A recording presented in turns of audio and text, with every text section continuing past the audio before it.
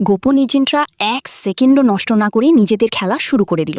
তারা মুহূর্তের মধ্যে একটি বড় 3D স্ক্রিন খুলে ফেলল, যা পুরো করিডোরটাকে এমনভাবে ঢেকে দিল যেন সেখানে কিছুই বদলায়নি। পেছন থেকে প্রজেক্টর চালু হতেই সামনে ভেসে উঠল একদম আসল মতো দেখতে একটি নকল করিডোর। গার্ড যখন বাথরুম থেকে ফিরে এলো, তার কাছে সবকিছু একেবারেই স্বাভাবিক মনে হলো। সে ভাবল করিডোরটা ঠিক আগের মতোই আছে।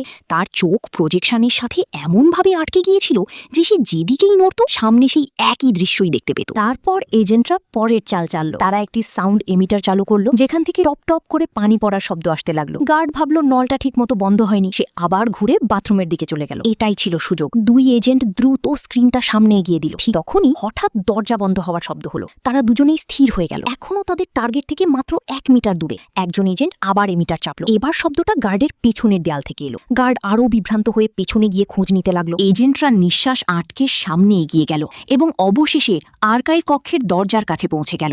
গার্ড ফিরে আসার আগে এখন প্ল্যানের পরবর্তী ধাপ শুরু হওয়ার সময়। একজন এজেন্ট স্ক্রিনের নিচে রাখা ট্যাবলেট নিতে ঝুঁকল, কিন্তু দাঁড়ানোর সময় ভুল করে সে প্রজেক্টরের ক্যামেরা ঠেকে ফেলল।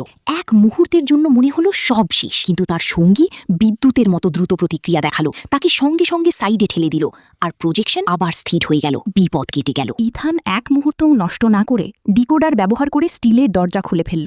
গার্ডের চোখের সামনে দিয়েই দুই এজেন্ট ভিতরে ঢুকে পড়ল। প্রয়োজনীয় সামরিক তথ্য সংগ্রহ করে তারা ঠিক একইভাবে নিঃশব্দে বেরিয়ে গেল। গার্ড কিছুই বুঝতে পারল না, যতক্ষণ না তার শিফট বদলানোর জন্য আরেকজন গার্ড এলো। দ্বিতীয় গার্ড আসতেই প্রজেক্টর গড়বড় করতে শুরু করলো। দুজন মানুষের কারণে অ্যাঙ্গেল নষ্ট হয়ে গেল, আর নকল করিডরটা হালকা কাঁপতে লাগলো। তারপর তৃতীয়, তারপর চতুর্থ লোক এলো। ছবিটা দ্রুত বিকৃত হতে লাগলো। সবাই সন্দেহ করতে শুরু করলো। তারা দৌড়ে কাছে এলো, আর তখনই বুঝতে পারলো তাদের একটি স্ক্রিন আর প্রজেকশনের সাহায্যে বোকা বানানো হয়েছে।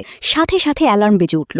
পুরো বিল্ডিং জুড়ে আতঙ্ক ছড়িয়ে পড়ল। গার্ডরা চারদিকে ছুটে এজেন্টদের খুঁজতে লাগলো, কিন্তু ইথানের কোনো তাড়া ছিল না। সে তখনই নিজের পরবর্তী ছদ্মবেশ নিয়ে ফেলেছে। এক ভুয়া জেনারেলের রূপে সে শান্তভাবে বেরিয়ে গেল।